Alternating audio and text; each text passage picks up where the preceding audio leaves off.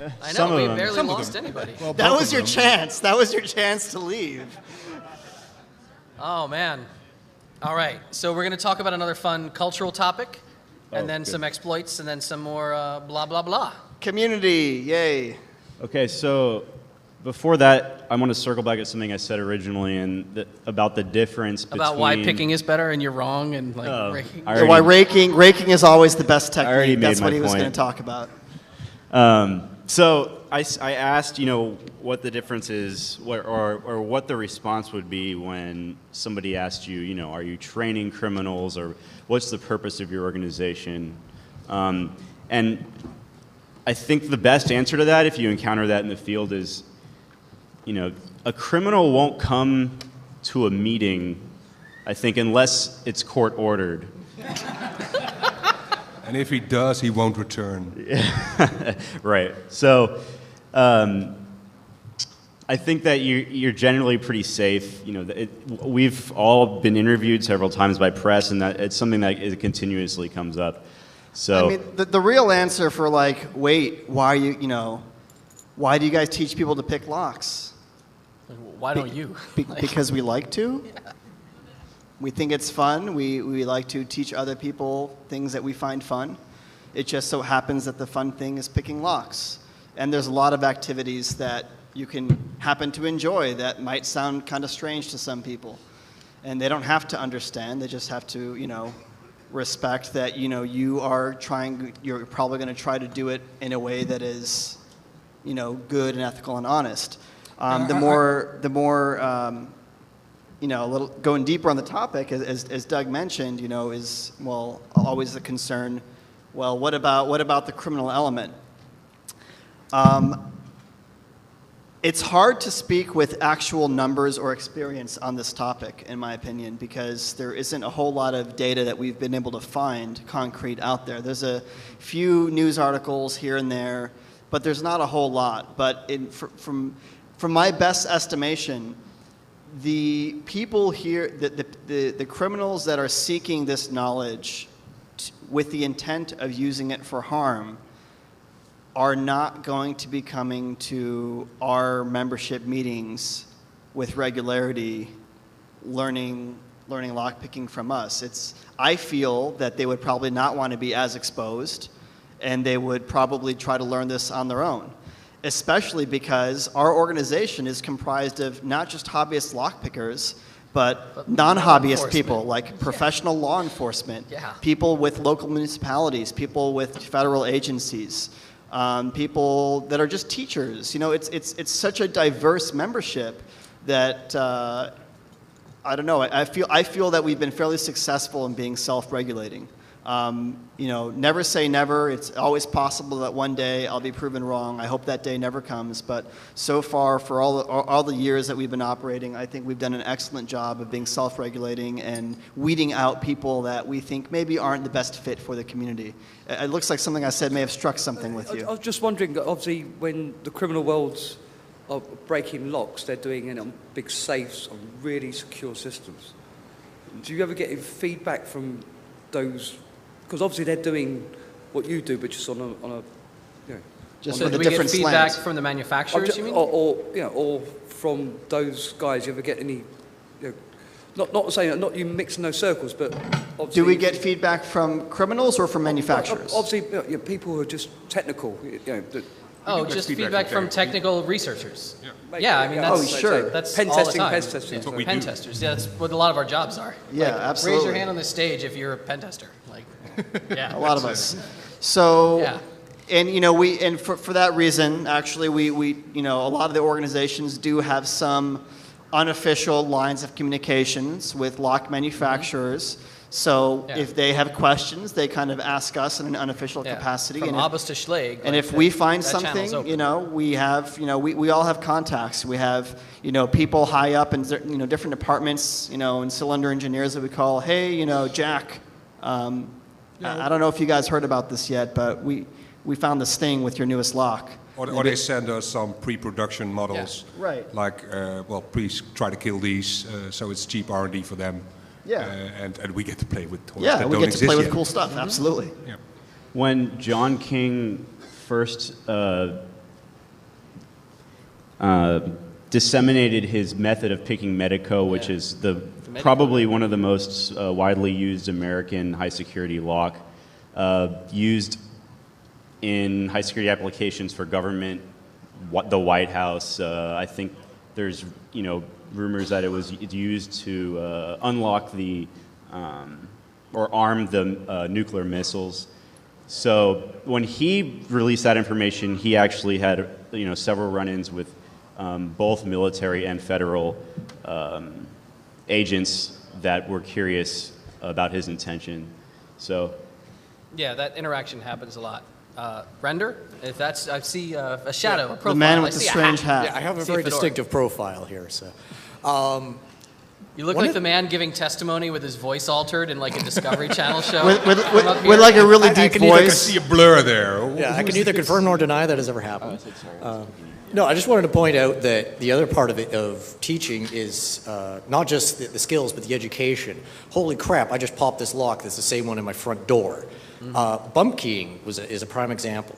I was reading about it in the Complete Guide to Locks and Locksmithing, an edition that was from the early 90s. I read a technical description of bumping.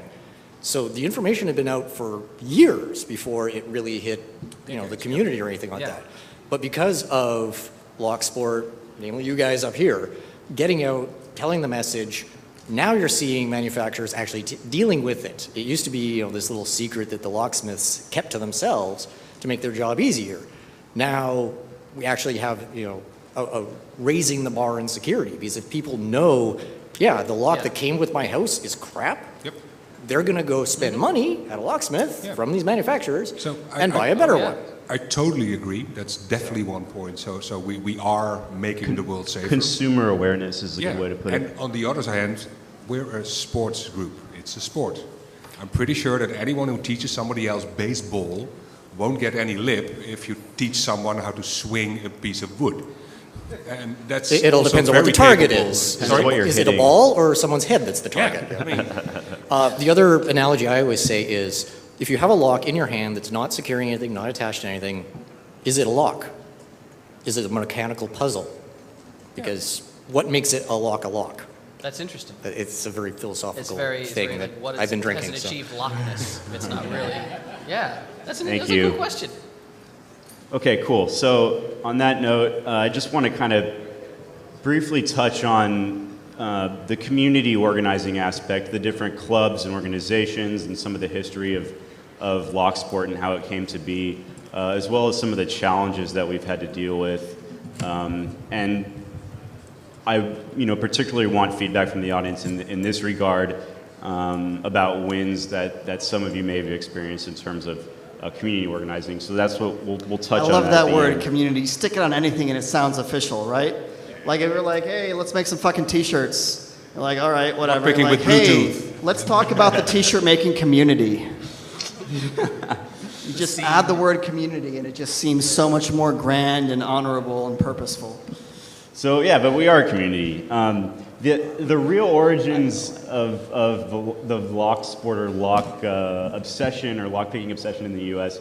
originated, I think, with the advent of the internet, like most things.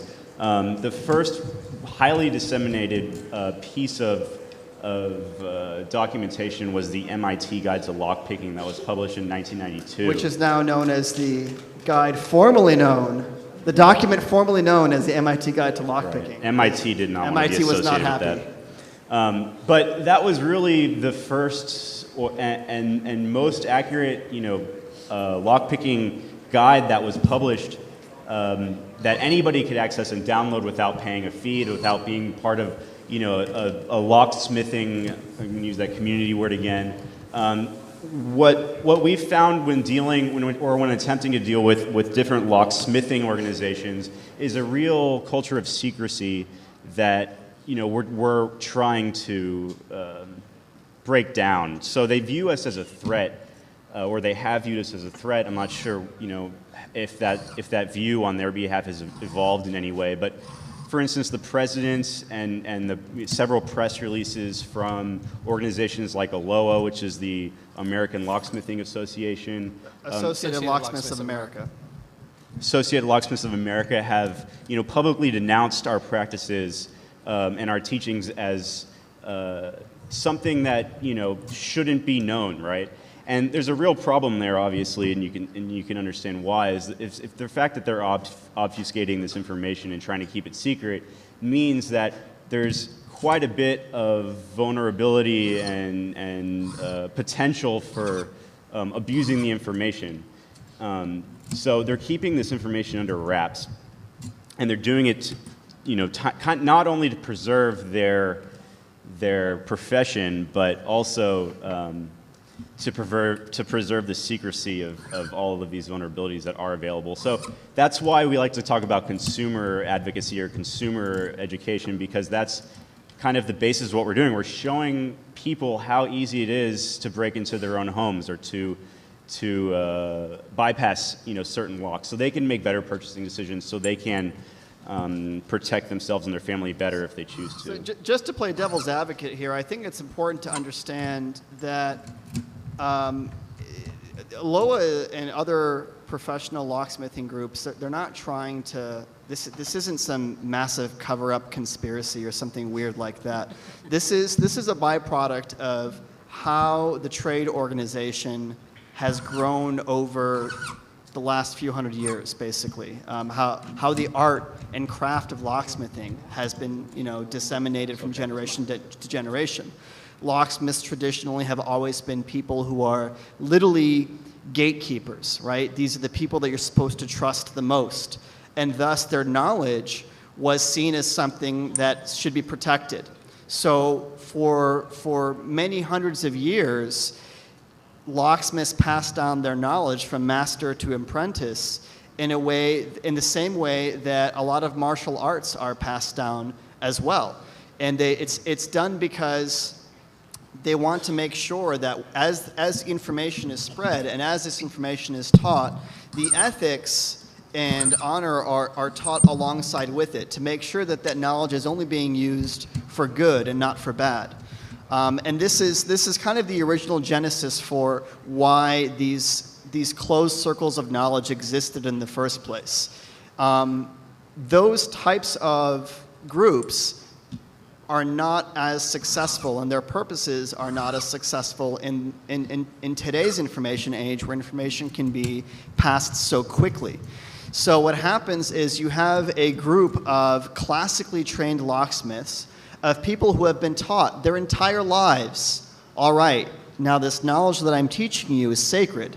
This is important. You should never teach this to someone who is not a locksmith. This is something that they've all promised to. In fact, it's in the ALOA code that as a member, you agree not to disseminate information to people who are not supposed to have that information. And it's done with the best intentions, right? And so from one point of view, in one respect, that's the thing that they're concerned about. This is why their gut reaction to like, hey, we're a bunch of sport lockpickers and people talking about lockpicking on YouTube. This is why their gut reaction is, what? No. The other end of it are the people who perhaps are not particularly secure in their profession for a variety of reasons. Perhaps some people, in my opinion, who don't fully understand the reason for their profession might feel challenged or might feel that, okay, well, this is stuff that only I'm supposed to know. If everyone knows this, then what makes me special? What makes me be able to charge what I charge? And it's not the knowledge, of course. It's the fact that, it's how you execute that knowledge. It's how you provide that customer service. The people aren't paying you just for your knowledge. They're paying you for how you use that knowledge and how you deal with it. And then another thing that they've been dealing with is, especially in New York City, actually, and any of you guys who are from larger metro areas, this scourge of fraudulent locksmithing. Over the years, there's been more and more problems with a lot of fake yellow page ads being taken out, from companies pretending to be locksmiths. And so what happens is, maybe 1 a.m. rolls around, you lock your keys in your car, and maybe your kid's in the car or something, or maybe you're locked out of your house. So what do? You call a locksmith. You go, hey, help, I locked myself out of the house, really need your help. I locked myself in my car. Right. So In your car? you get a quote. You're like, all right, You know, how much is it? They're like, oh, you know, $60. We're like, oh, man, $60. All right, yeah, come on out. They get there. Someone in not a locksmith van shows up. They might show up in a personal vehicle or just some unmarked van. No outfit. No outfit, no nothing. They show up, they look at your lock, and they go, oh, you didn't tell me it's one of them high security locks. This here's a quick set. This one I won't be able to get by. This is a special rate. This is actually going to be $200. It's going to be $200 for me to open it, and I'm going to have to drill it. And so all of a sudden, what do? You know, you're in a vulnerable position. You're like, who is this guy? I'm out in the middle, you know, of the night, and okay, sure, $200, fine, just get me in. Now they've destroyed your lock. So now they go, oh, well, this sure is a nice house you have here. You don't want to leave it unlocked, do you? Would be a shame. If someone stole all your shit. So what do? They offer you, you know, another high security quick set or easy set. You know, basically some crap lock for the low price of $450 plus installation. You know, so these are people who are scammers, right? These guys aren't locksmiths. They're scam artists.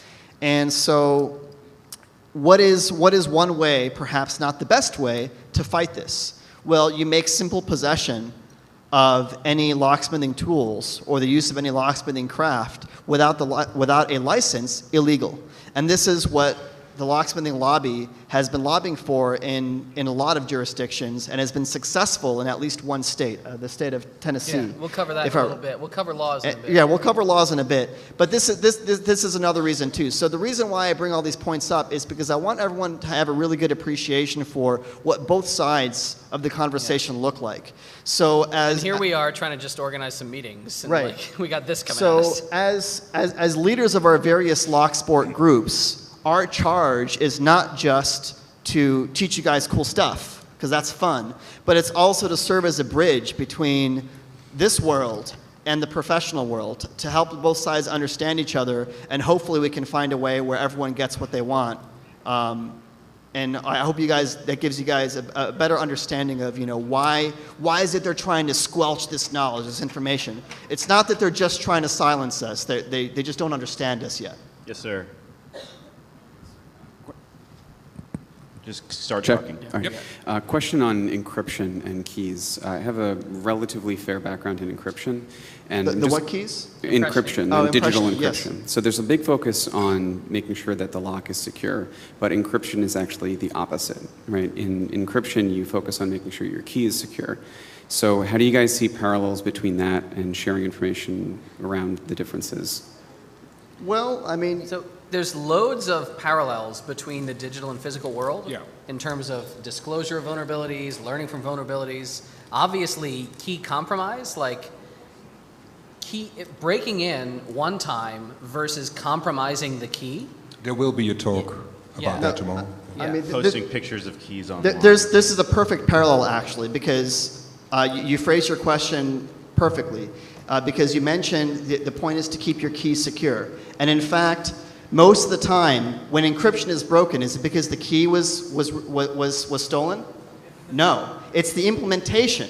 It's the implementation of the encryption. The encryption wasn't broken. The key wasn't broken. The implementation was broken. Yeah. And in lockpicking, you see the same thing. Most of the time when the lock is compromised, the key is not what was compromised. It was the implementation of the lock that was compromised.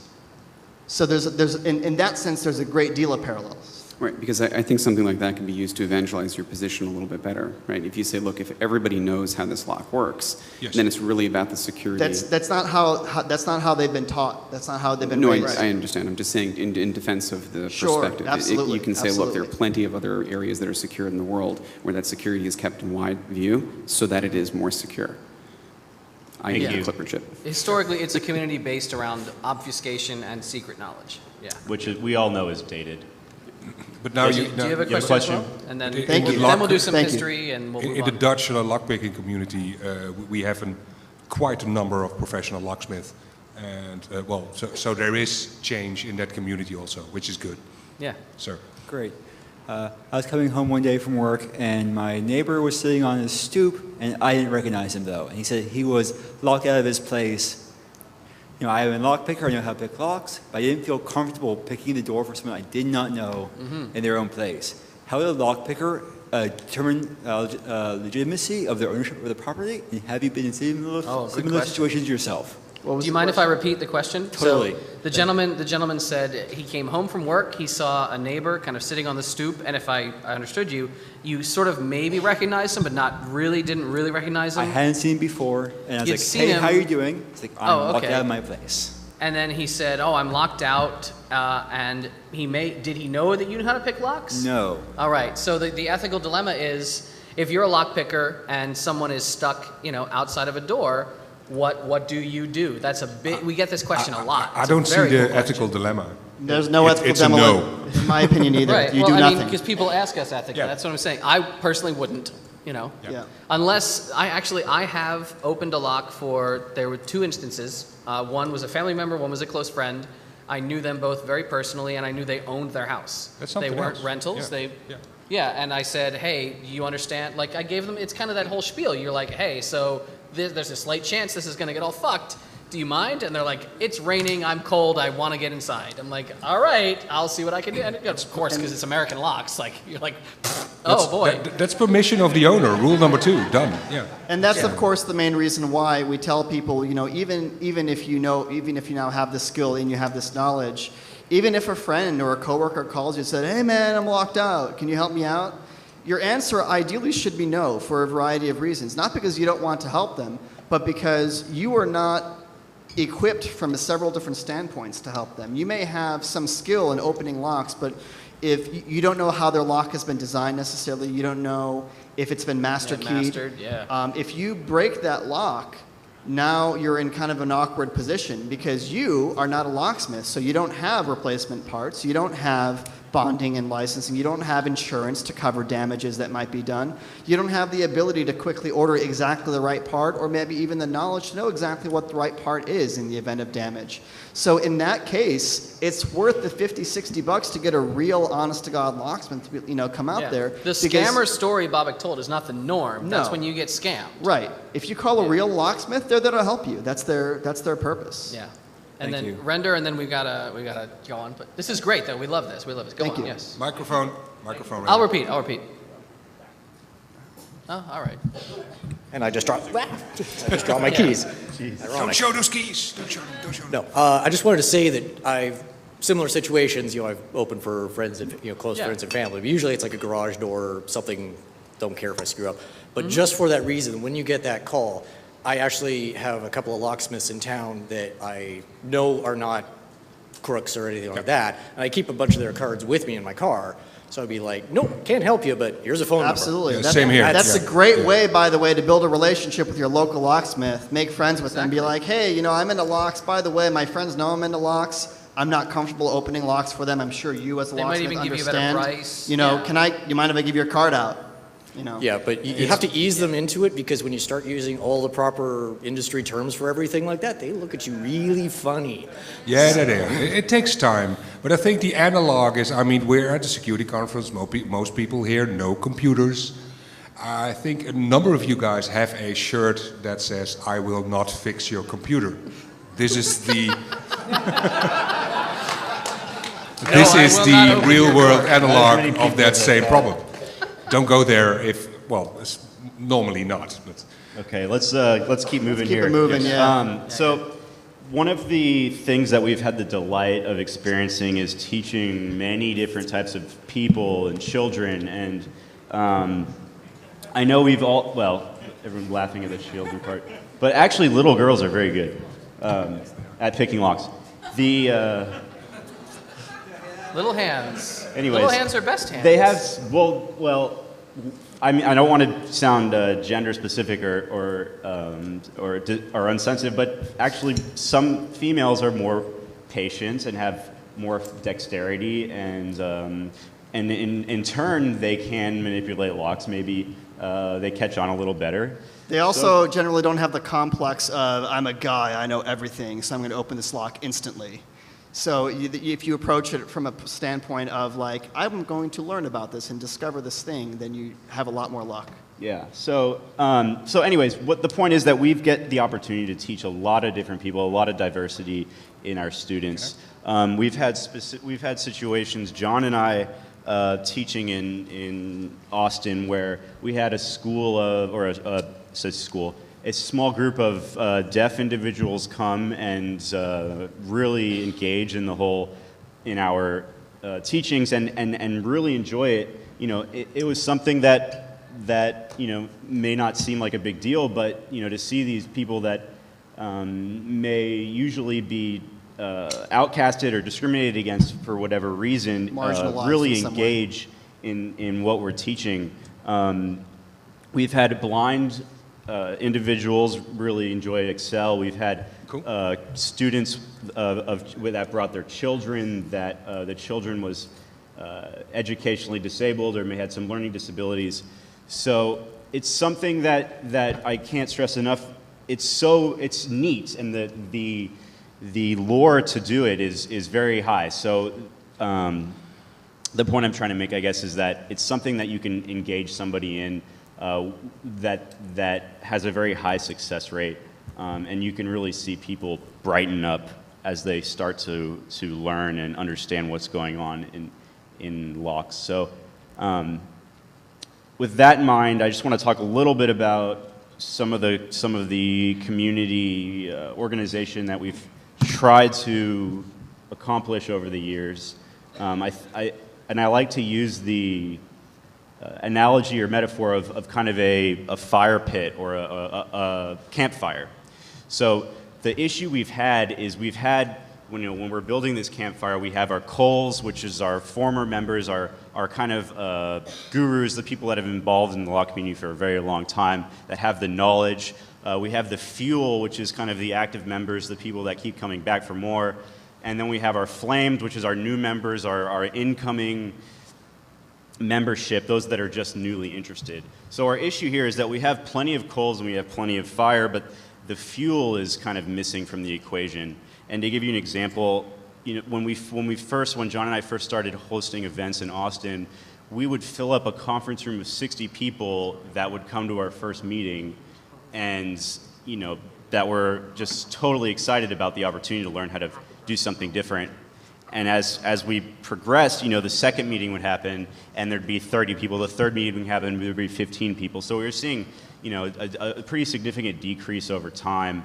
And what would end up happening is, a specific organization or specific club in particular would basically be run by one person, and if that person stopped running the organization or lost interest or maybe even tried to pass it to somebody else, the organization would eventually would die. So while we like to brag that we have over 20 organizations around the world relating to LockSport, we still have this varying level of interest and community involvement from each one of these organizations. So I don't know if we have time to actually go into the details, but offline, if you have suggestions in terms of how to keep this exciting, I'm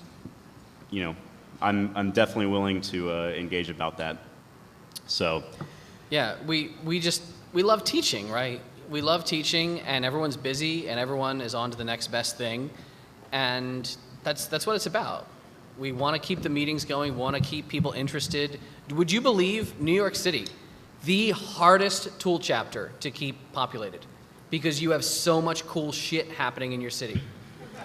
If everyone in this room said, "Oh, I love lockpicking," I would come like once a year, twice a year. We would have a really solid New York chapter.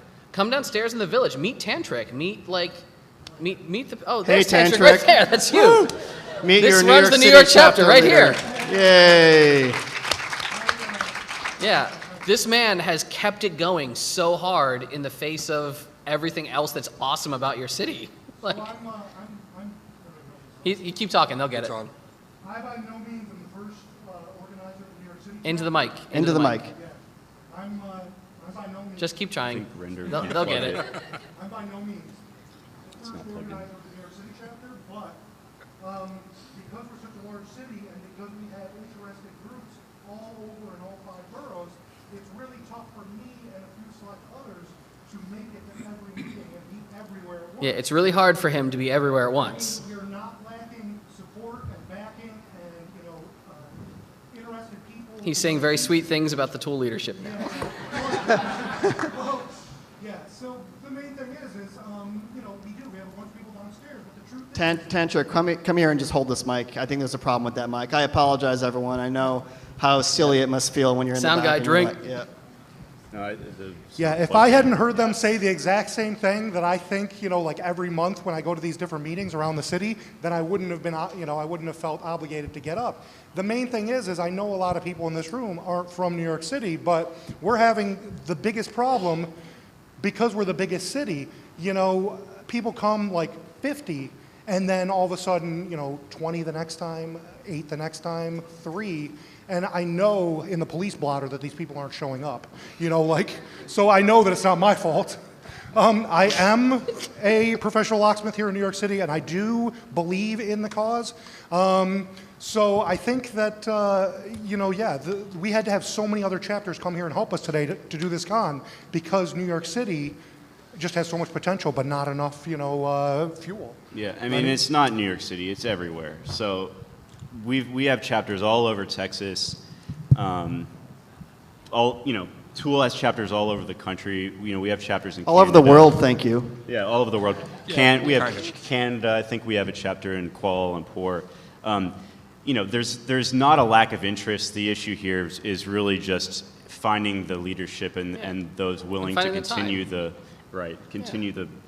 burning of the campfire. Yeah, we all seriously raise your hand. You got too much fucking time.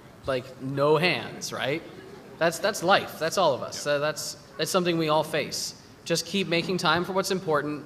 And if you're organizing something in your local area, don't ever hold it against your people if they're too fascinated with too much cool stuff in their life, because that's going to happen. That's life. That's hacker life anyway. The next best thing, and you want to do that, you want to do that, you want to do the other thing. Who's our favorite person in this room is probably Mouse. And Mouse is spread 6 ways from Sunday, and she's just she's gone. Prime she's example. already gone. She's already gone. She was one of the founders of Princeton, and her energy is there, but it gets spread thin. So it gets spread pretty thin. The real message we're trying to deliver is get involved. You don't have to be an expert in lockpicking to host a chapter. Yeah, please. The new blood makes the meetings happen. Yeah, talk to us. We'll help you. We'll send you gear. We'll make it worth your while. I promise. We'll send you so much free shit. Yeah, it'll be fun, and then you'll get to say that you're a president of a local chapter, and you'll get to come on stage and talk about it one day. Yeah, we don't want to make cost ever a barrier to entry. So you guys come down to the village and you see us selling tools.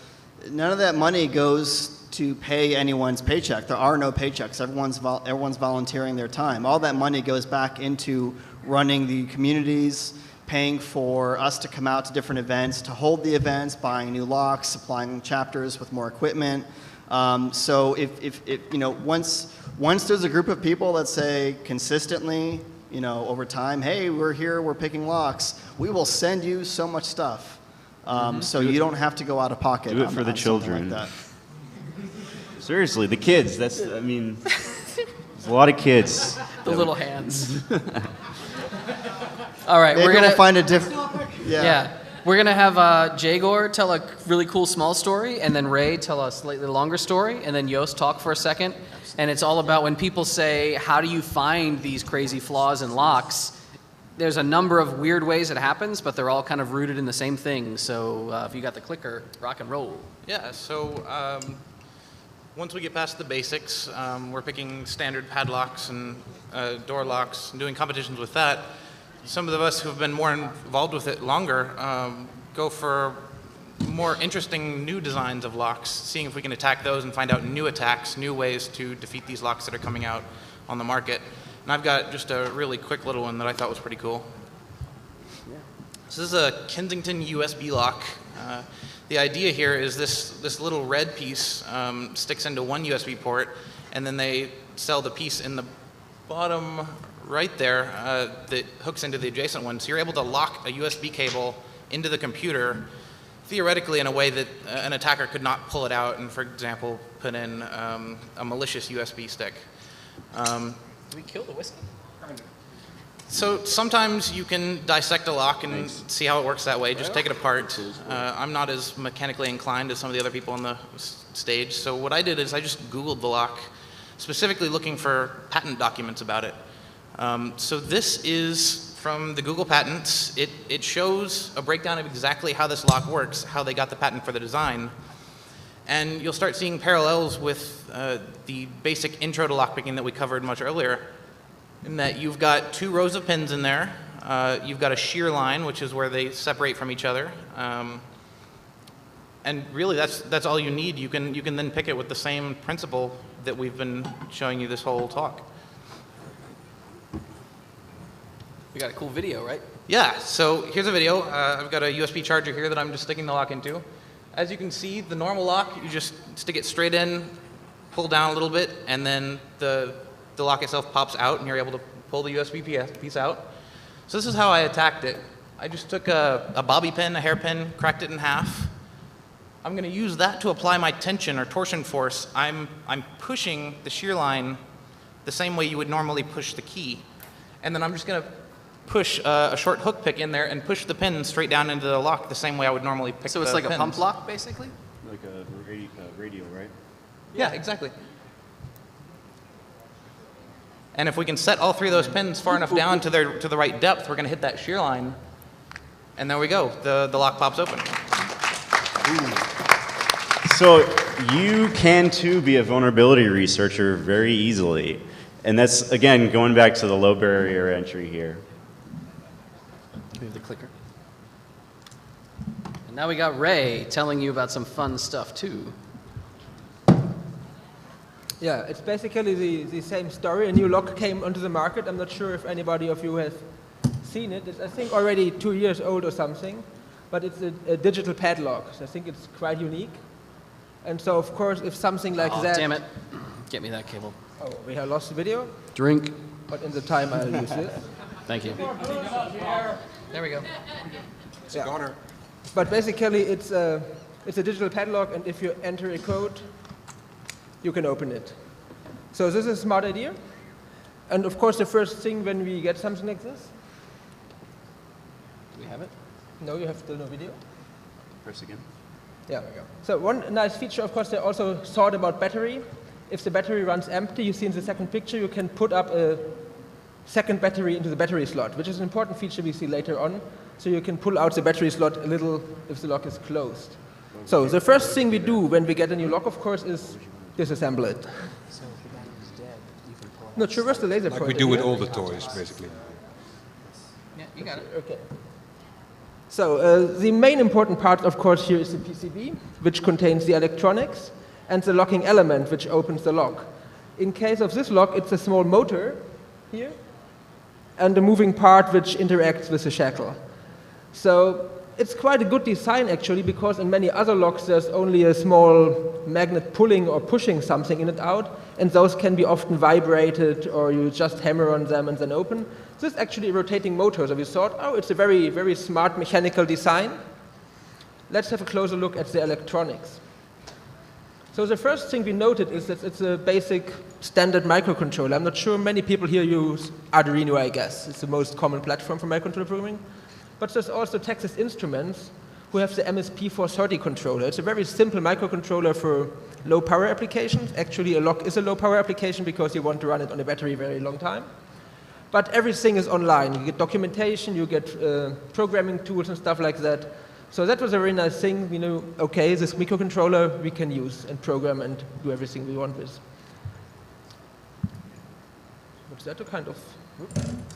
Yeah, there you go.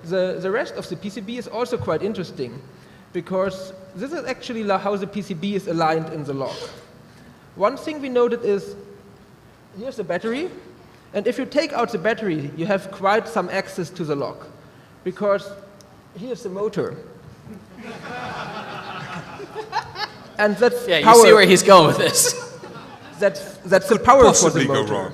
So the only thing you have to apply is some 3 volt or something here, and the motor turns and the lock opens. But that, of course, is quite difficult through the battery slot, and of course, it's boring. I mean, you can do it, you can fiddle around with wires and stuff like that. But the other thing is here, on the other side. It's the flash contacts. So if you attach those,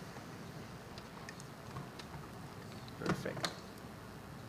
If you attach those to a standard TI programming unit, you get access to the microcontroller, and you can read out the memory and everything. You can read out the firmware, and you can write new firmware. Actually, it's a nice development tool. At the last LockCon, I had a reflashed version of this lock, which has a Simon Says function. So it shows you a combination, and you have to replay it to open it. And it was quite some fun. Actually, I think it's a new concept. With this lock, you can't lock people out. You don't have a secret, but you can people out who are too drunk to open the cupboard. So I would recommend locking expensive tools with it in your hackerspace. Nothing happened. No. But the combination got longer every time you opened it, so it was quite a challenge after a few guys did it. But of course, this you can do when soldering wires to it and everything like that, which is not a very common attack for a lock, I would say. So I went back to my laser cutter, which you might remember, and built this. This actually is a flash unit which perfectly fits into the battery slot and exactly reaches for those flash points. So if I take a lock and pray out the battery slot, which is quite possible because it's... Let me see. There we go. Yeah, because it's mechanic, you pull out the battery slot, put in the flash tool, and it exactly hits the right point so you can reprogram from EPC. So as a vulnerability researcher, the first thing I said, okay, let's have a look at the firmware. So we dumped the firmware, which looks like, not the whole firmware, that's only a part of it, of course. Very easy to read, I think. Everybody recognizes what this does? It's the matrix, right. But actually, when you disassemble it, it's the open the lock code. Because we identified that by knowing which pins to trigger. We looked in the source code where these pins triggered, so we find the code, this opens the lock. Of course, our intention was to find, is there any backdoor? And actually, I have to admit, I didn't find one, but we didn't look too close. So we look, where is this code called? Is there any suspicious part where this code is called? So far, we didn't find any backdoors in the firmware. I think the firmware does what it does, but that's not a really guarantee because we didn't look too close. But another thing you can read from the flash is the so-called info memory. This is a thing where it stores, basically, where a firmware stores stuff, dynamic stuff. For example, the codes you enter for your lock. So the top 5 rows are the most interesting. The rest, I think, is unused. In the second to fourth rows, there are user codes are stored. But the interesting part is in the first row, the master code is stored. This master code is different for every lock, and you actually can get it from Masterlock when you buy it, and you can go online, I want my master code, but you can't change it. So when I put my flash tool into somebody's lock, I can read out the master code, and it's basically just 4 values for the 4 directions. And he can't even change it anymore. So I don't need a backdoor in the firmware. Backdoor is already built in, I can read out the master code. So having access to this... Down, right, up. Right down. He's trying to read it? Yeah, it looks like it. You can see it, man. It's crazy. The fun thing actually is you see these hex values there. This actually is the exact bits of the buttons attached to the microcontroller. And what we see here, the first is a 9, which is more than 1 bit. And actually, when you have to enter the original master code, you have to press the center button in one direction as a first, and then you have to enter the code. Which means we can add more codes than the original firmware supports. I could add a code like you have to press left and right together, then you have to press up and down together. So the firmware actually can do more than the manual says. Cool. But okay, all these attacks are quite difficult, you can do it. Oh, we put in a flash tool and we build this special thing and you pray out the battery and so I don't think that really would excite anybody as a real vulnerability of the lock, which is used at a high school locker or something. So people wiring around there would possibly be suspicious. But of course there's always a second method of attack for electronic locks. And this mysterious power of magnetism. And the nice thing about magnet attack and this lock is that, of course, many people tried to open it with magnets and they failed, and even the manufacturer tried to open it with magnets and failed. But still, yeah. I think this was shot at the CCC Congress some time ago. It looks like it. Rocket. Watch the special move. It's you have to change polarity and you have to move 2 times with a very good choice. Of course, it's the right direction, it's the right spot. And it's open.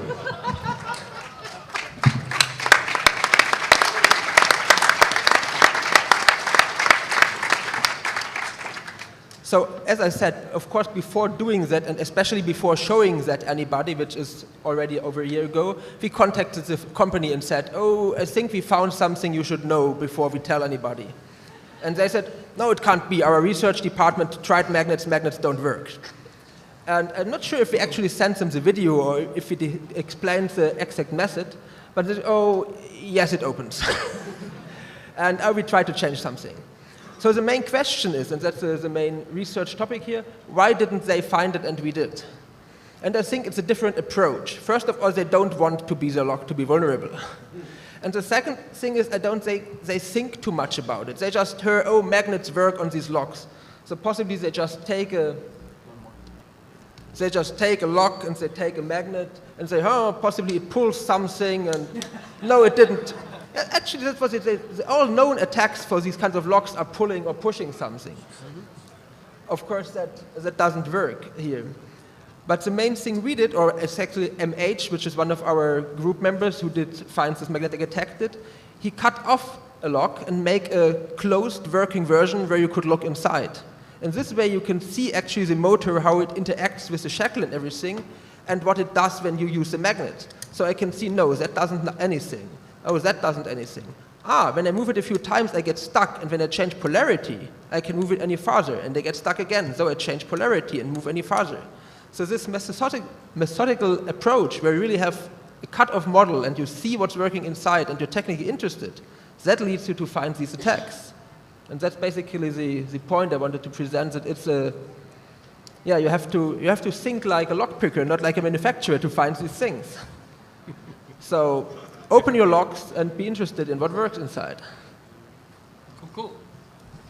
So that's the part.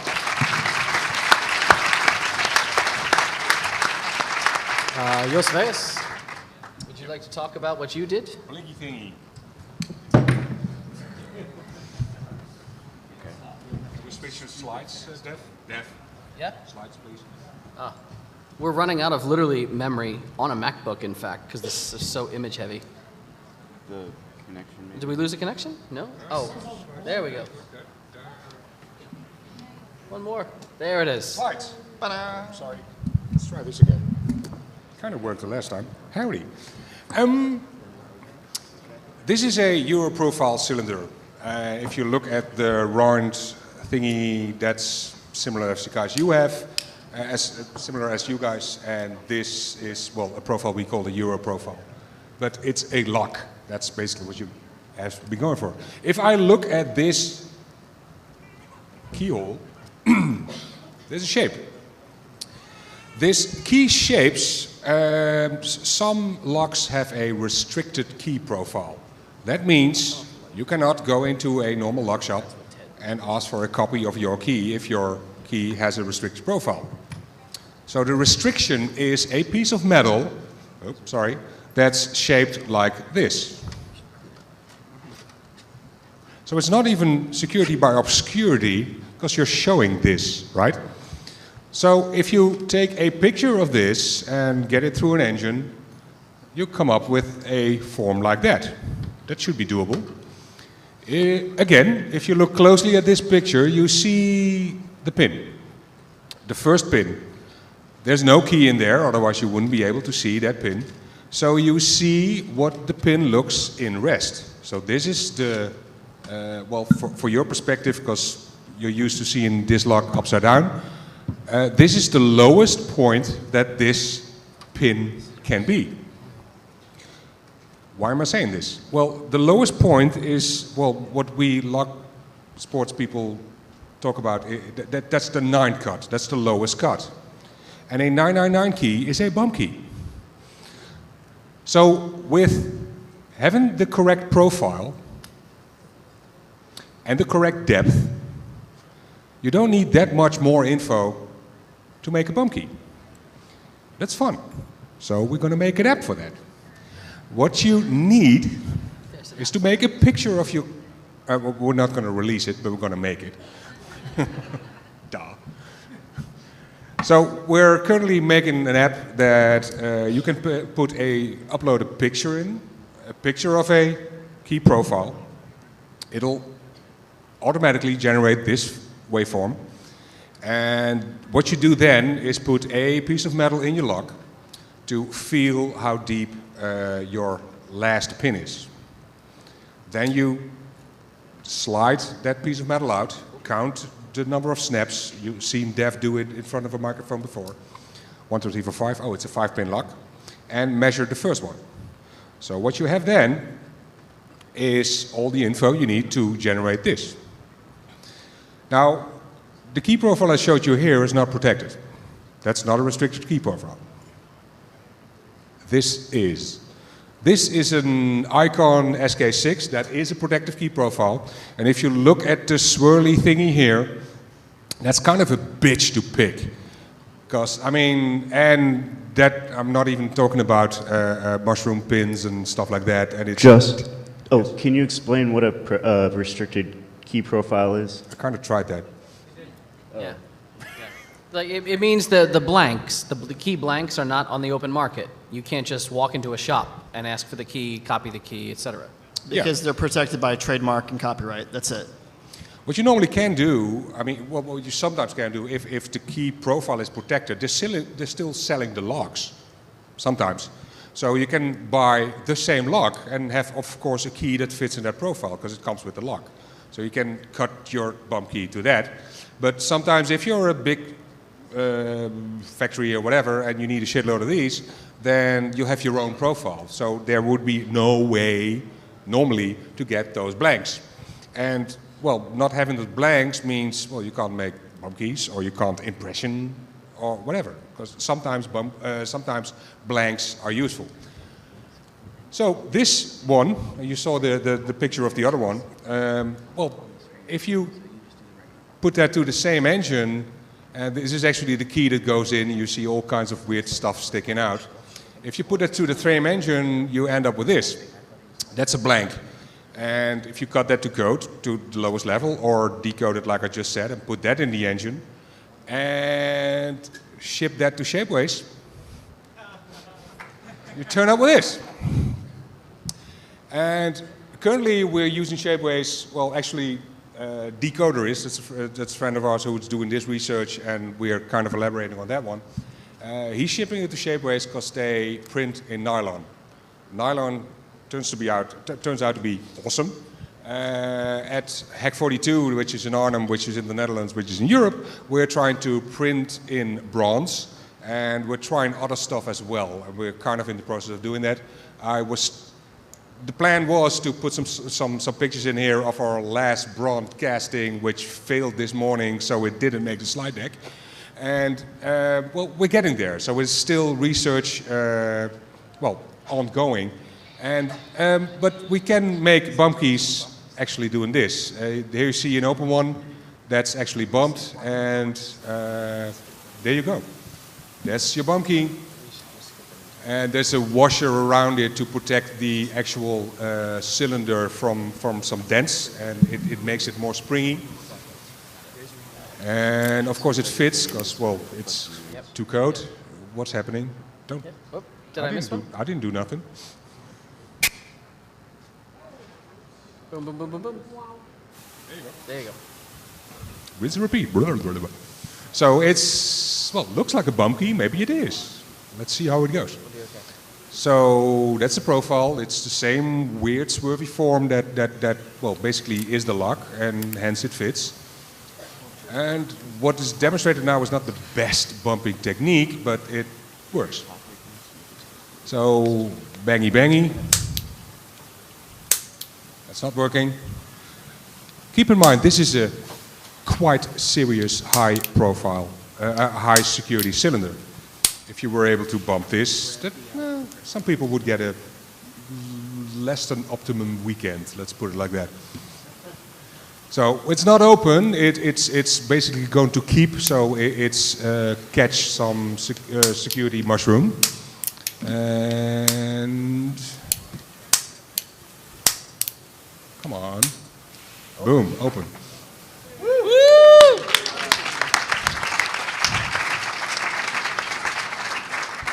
So basically, if I see your keyhole, there's an app for that. So if you've never tried bumping, if you've never learned it, come to the Lockpick Village. We breezed by. A lot of people. Sorry, you've heard bumping? Who hasn't heard of bumping? All right, come to the village. Renderman, a question, then Jagor. Yes. Quick question: is your app able to help duplicate existing keys with restricted keyways? Is your app able to duplicate existing keys with the keyway? Like a photo of the key, you mean? Not yet, but that's about 3 extra lines of code. Doable. So, doable. Come down to the village and we'll talk about making you part of the beta. Jagor, and then we're going to wrap it up and let people go, drink some more. All right, so those of you who have not been active in lockpicking before, hopefully you're excited about it now. We hope so. We're going to give you some resources on how to find out more about this. I would like to know more. Cool. So there's some great books out there, a couple of which have been written by Deviant here on the panel. Awesome books. We've got great video resources if you just search on YouTube for lockpicking. We mentioned Schuyler Towne a couple times in this presentation. Can't say enough about his charisma and enthusiasm about teaching lockpicking. He's got a great series of videos out there. Just search for him on YouTube. Another of my favorite resources is lockpicking forums online. So like lockpicking101.com, which we actually have the admin in the audience, I think. Yeah. Squelchstone here. Yeah. Another one, keypicking.com. Let's see, so you can go to the official tool.us website, tool.nl as well for the Netherlands. You guys? Our website, locksport.com, we've got a pretty cool comic book style guide that walks you through the process of learning how to pick a lock, how to take it apart, repin it, and even build your own tools if you don't have any official lockpicks. So that's a great beginner guide we like to point to people at. What else? Blackbag.nl, fantastic blog that was started by Barry Wells in the Netherlands. Now taken over by the new tool leadership. Yep. Okay. It's still actively running, great content there. What have I missed? And there's links to PDFs that are made by Handfei, which are, well, kind of awesome. Yeah, and if you ever happen to come to Germany and wonder where there any LockSport group meets, go to lockpicking.org, which redirects to the SFDev, which you can't remember by name. So at lockpicking.org you find the German chapters and where to go to and have fun with lockpicking. And they're basically everywhere in Germany, so that makes sense. Yeah. I mean, we're doing it for 20 years. Sorry? I mean, we're doing it for 20 years. Yes. Yep. Quite good, thank you. So there's chapters, yeah. Yeah, chapters all around the US here. The red dots you've got are the Tool US chapters. Black ones are LockSport International, and we've got a couple of hybrid ones out in California there. So best place to look this up, I think, is going to be tool.us. They've got links to all the official chapters and how you can contact them. Just go out to the meetings, ask how to pick a lock, get involved. Yeah. We're not lawyers, but we paid some lawyers, so ask us later about the law. Yep. Everyone and their brother has had a story, right? Where you have picks or you talk about picks and someone's like, oh, that's illegal. Yeah, that person's talking out their fucking balls because they don't know the law and there's a very low likelihood that they're actually correct when they tell you picks are illegal. You know what's illegal? Breaking and entering. Possession of picks is not actually illegal in a lot of places. Except for one. Well, sort of, yeah. Ask us in the village, buy us drinks or drink with us, drink our drinks, yes. You can talk, Render can tell you all about Canada, we can tell you a lot about the US. Nothing we say constitutes a legal relationship, nothing we say constitutes legal advice, Heck no. et cetera, et cetera. But yeah, I mean, what you've been told about a lot of things may not be accurate. What you've been told about the law might not be real, and what you've heard about us might not be real. So, I mean, people think lockpickers are really shady, fucking bad people that you should never associate with.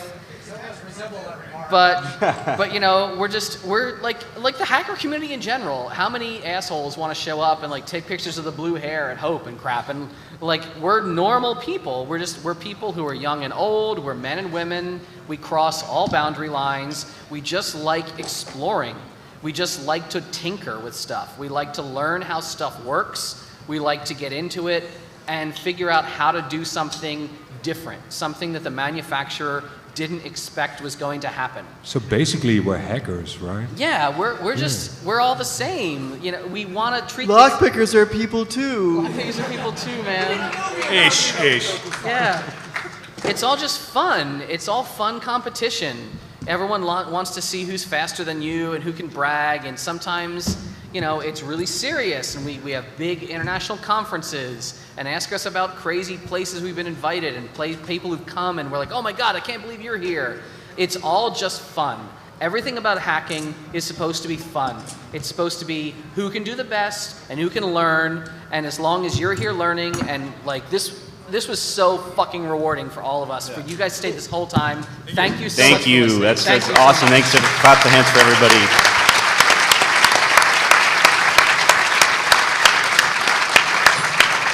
So we're going to stop talking and we're going to start doing. So come on down to the Lockpick Village and pick some locks with us. Yeah, come downstairs. All Q&A downstairs. Thank you guys. Thank you. That was really cool. I never even. Where was it? No, nobody got that. Tried.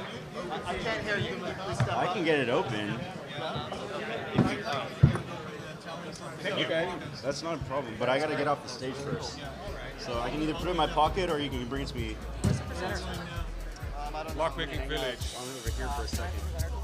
And the bag. Watch back in the bag.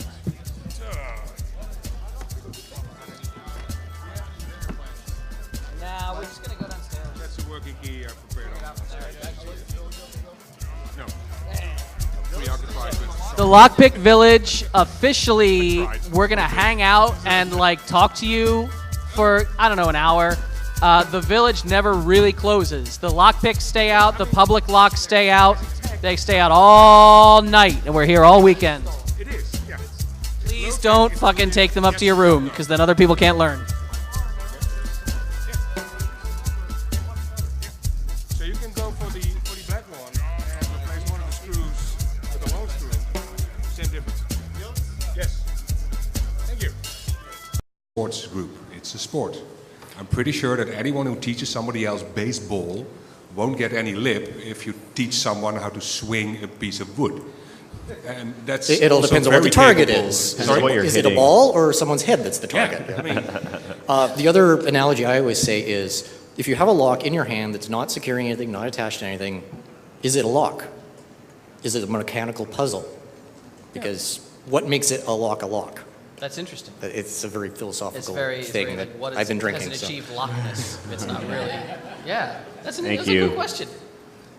Okay, cool. So on that note, I just want to kind of briefly touch on the community organizing aspect, the different clubs and organizations, and some of the history of LockSport and how it came to be, as well as some of the challenges that we've had to deal with. And I, particularly want feedback from the audience in this regard about wins that some of you may have experienced in terms of community organizing. So that's what we'll touch on. I love that word, end. community. Stick it on anything and it sounds official, right? Like if we're like, hey, let's make some fucking t-shirts. You're like, all right, whatever. Picking Like, with hey, Bluetooth. let's talk about the t-shirt making community. You just add the word community and it just seems so much more grand and honorable and purposeful. So yeah, but we are a community. The real origins of the LockSport or lock obsession or lockpicking obsession in the U.S. originated, I think, with the advent of the internet, like most things.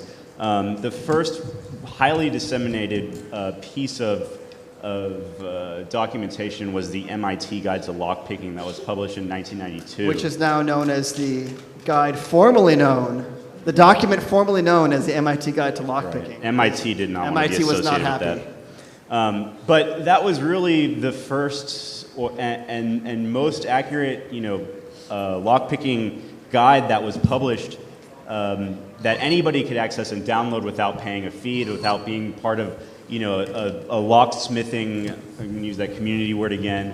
What we've found when when attempting to deal with different... The criminals that are seeking this knowledge with the intent of using it for harm are not going to be coming to our membership meetings with regularity, learning lockpicking from us. I feel that they would probably not want to be as exposed, and they would probably try to learn this on their own, especially because our organization is comprised of not just hobbyist lockpickers, but non-hobbyist people like professional law enforcement, people with local municipalities, people with federal agencies, people that are just teachers. It's such a diverse membership that I don't know. I feel that we've been fairly successful in being self-regulating. Never say never. It's always possible that one day I'll be proven wrong. I hope that day never comes. But so far, for all the years that we've been operating, I think we've done an excellent job of being self-regulating and weeding out people that we think maybe aren't the best fit for the community.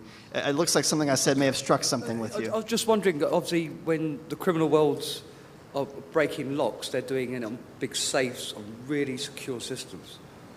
Do you ever get feedback from those? Because obviously they're doing what you do, but just on a just with a different slant. Feedback from the manufacturers, you mean? Or from those guys. You ever get any? Not saying not you mix no circles, but obviously. Do we get feedback from criminals or from manufacturers? Obviously, people who are just technical. Just feedback from technical researchers. Yeah, I mean that's sure. That's pen all testing. the time. Pen testing. That's what we do. Pen testers. Yeah, that's what a lot of our jobs are. Yeah, absolutely. Raise your hand on the stage if you're a pen tester. Yeah. A lot of us. So, and for that reason, actually, we a lot of the organizations do have some unofficial lines of communications with lock manufacturers. So if they have questions, they kind of ask us in an unofficial capacity. From Abbas to Schleg. And if we find something, we have, we all have contacts. We have, people high up in, different departments, and cylinder engineers that we call, hey, Jack, I don't know if you guys heard about this yet, but we found this thing with your newest lock. Or they send us some pre-production models. Yeah. Right. Like, please try to kill these, so it's cheap R&D for them. Yeah. And we get to play with toys that that we don't get to play with yet. cool stuff, absolutely. Yeah. When John King first disseminated his method of picking Medico, which is probably one of the most widely used American high-security lock, used in high-security applications for government, the White House. I think there's, rumors that it was used to unlock the or arm the nuclear missiles. So when he released that information, he actually had several run-ins with both military and federal agents that were curious about his intention. So yeah, that interaction happens a lot.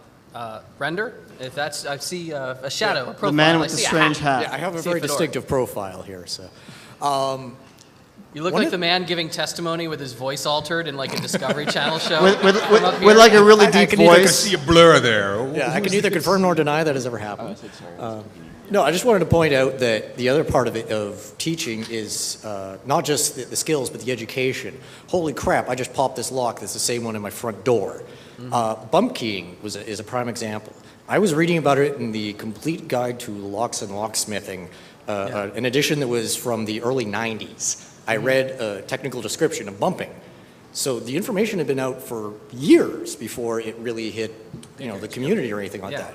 But because of LockSport, namely you guys up here, getting out, telling the message, now you're seeing manufacturers actually dealing with it. It used to be this little secret that the locksmiths kept to themselves to make their job easier.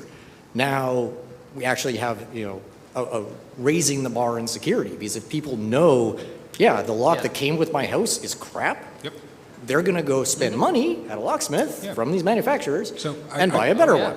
I totally agree. That's definitely one point. So we are making the world safer. Consumer awareness is a good way to put it. And on the other hand, We're a sport. I Some know, of we them. barely Some of lost them. anybody. That was your chance. That was your chance to leave.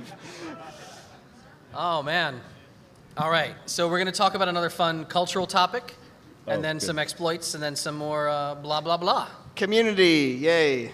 Okay, so before that, I want to circle back at something I said originally about the difference between... About why picking is better and you're wrong, and like Oh, raking. I already- Why raking is always the best already technique. made That's what my he was point. going to talk about. So I asked, what the difference is, or what the response would be when somebody asked you, are you training criminals, or what's the purpose of your organization? And I think the best answer to that, if you encounter that in the field, is, a criminal won't come to a meeting, I think, unless it's court ordered. And if he does, he won't return. Right. So I think that you're generally pretty safe. We've all been interviewed several times by press, and that it's something that continuously comes up. So I mean, the real answer for wait, why do you guys teach people to pick locks? Why don't you? Because we like to. We think it's fun. We like to teach other people things that we find fun. It just so happens that the fun thing is picking locks. And there's a lot of activities that you can happen to enjoy that might sound kind of strange to some people. And they don't have to understand. They just have to, respect that, you're probably going to try to do it in a way that is, good and ethical and honest. A little going deeper on the topic, as Doug mentioned, is always the concern. Well, what about the criminal element? It's hard to speak with actual numbers or experience on this topic, in my opinion, because there isn't a whole lot of data that we've been able to find concrete out there. There's a few news articles here and there, but there's not a whole lot. But from my best estimation, the people here, the locksmithing organizations is a real culture of secrecy that we're trying to break down. So they view us as a threat, or they have viewed us as a threat. I'm not sure if that view on their behalf has evolved in any way, but for instance, the president and the several press releases from organizations like ALOA, which is the American Locksmithing Association, Associated Locksmiths of America.